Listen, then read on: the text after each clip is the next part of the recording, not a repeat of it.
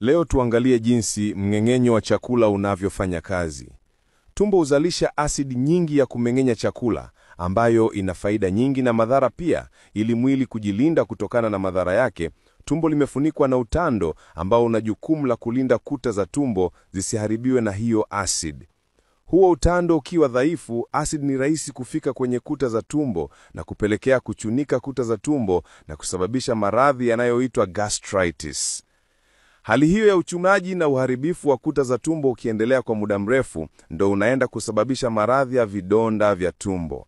Mmoja wa wahusika wakuu wa uharibifu huu ni bakteria anayejulikana kama Helicobacter pylori, ambayo watu wengi sana wanaye, wengine wakijua na wengine bila ya kujua. Makadirio yanaonyesha kuwa karibu nusu ya idadi ya watu duniani huathiriwa na bakteria huyu kwa muda mrefu. Helicobacter pylori hutembea kwa kutumia mikia yake, na anaweza kuambukizwa kupitia chakula kilichoathirika, maji, au kubadilishana mate kupitia busu. Bakteria huyu anapelekea sana gastritis na vidonda na tumbo kutokana na uwezo wake wa kujiweka kwenye utando unaolinda kuta za tumbo na kuzalisha vitu kama bicarbonate na ammonia ambavyo vinazimua asidi ya tumbo. Hivyo, licha ya ukali wa asidi ya tumboni, ila yeye haimzuru.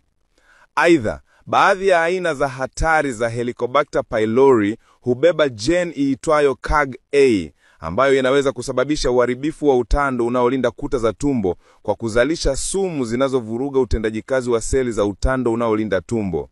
Uharibifu huu unaweza hata kuathiri seli za ndani zaidi ya tumbo na kuongeza hatari ya kupata saratani ya tumbo.